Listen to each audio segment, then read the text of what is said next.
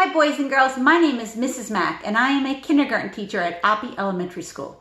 I hope you're all doing okay, staying home, staying safe, getting your homework finished, and helping mom and dad around the house.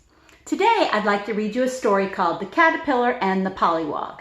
It is written by Jack Kent. Now at this time of the year in kindergarten, in science class, we are learning a lot about animals. We're learning about their body covering. We're learning about how animals move. We're learning about their habitats. We're also learning a little bit about life cycles. We learn about the caterpillar life cycle and the frog life cycle. I sure hope you enjoy this book as much as I do.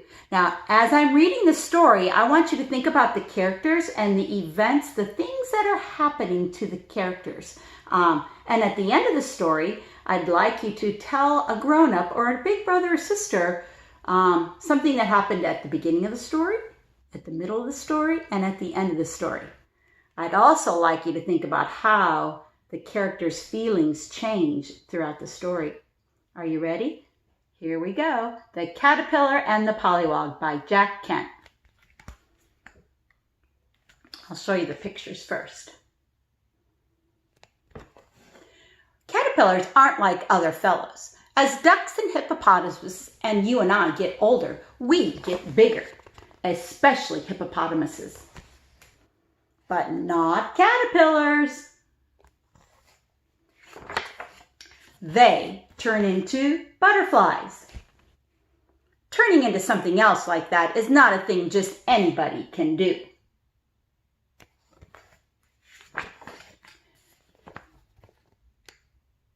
Down by the pond, there lived a caterpillar who was very proud of being different. She bragged about it to her friends. "When I grow up, I'm going to turn into something else," she told the snail. "That's nice," said the snail, who really didn't care. "When I grow up, I'm going to turn into something else," she told the turtle. "I don't blame you," said the turtle, who didn't like wiggly things.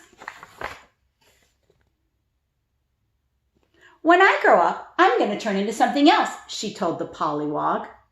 Now, boys and girls, you might know a pollywog is also called a tadpole. "What fun," said the pollywog. "What are you going to turn into?" But the caterpillar hurried on her way, looking for someone else to tell her secret to. "I wish I could turn into something else when I grow up," said the pollywog. "You will," said the fish. "All pollywogs do." "What am I going to turn into?" the pollywog asked, but the fish saw a tasty bug and dashed after it.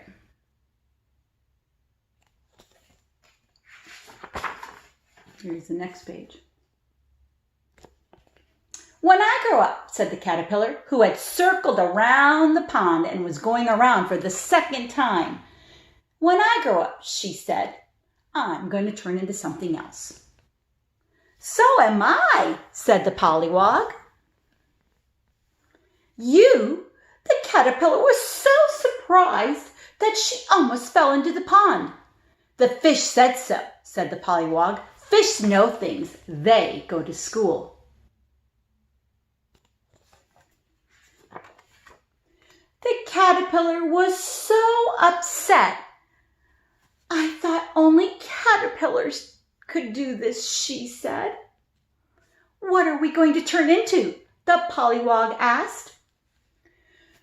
"Well, I am going to turn into a beautiful butterfly," said the caterpillar. "Then I guess I will too," said the pollywog. "What fun! Let's do it together."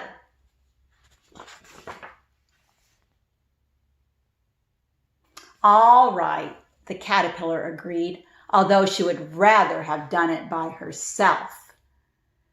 "But I get to go first," she said. The pollywog didn't mind. He wasn't sure how it was done.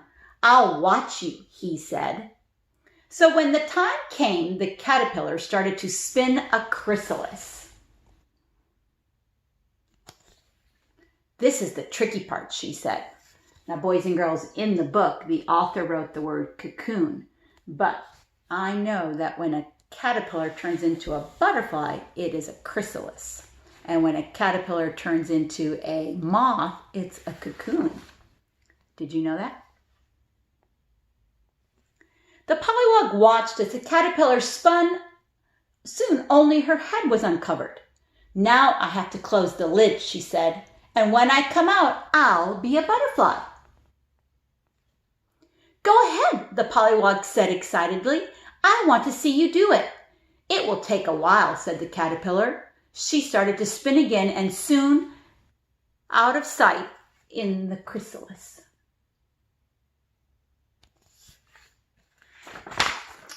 For a long time, nothing happened. But the pollywog was patient. Do you want to know what it means to be patient? He watched and watched and watched for days and days and days. Do you see something happening to the pollywog, boys and girls?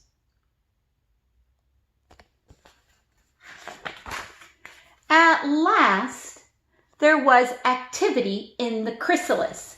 The end of it opened up and very slowly the caterpillar climbed out. Oh! She wasn't a caterpillar anymore. She was a butterfly, a beautiful butterfly. The pollywog was so excited, he hopped up and down with delight. He hopped up and down like a frog. I was so busy watching you, he said, I didn't notice what was happening to me. You're a handsome frog, said the butterfly as she flew off to try her new wings. But the frog was puzzled. I thought I was going to be a butterfly, he said. A new caterpillar wriggled by. When I grow up, he said proudly to the frog, I am going to turn into something else. But the frog wasn't listening.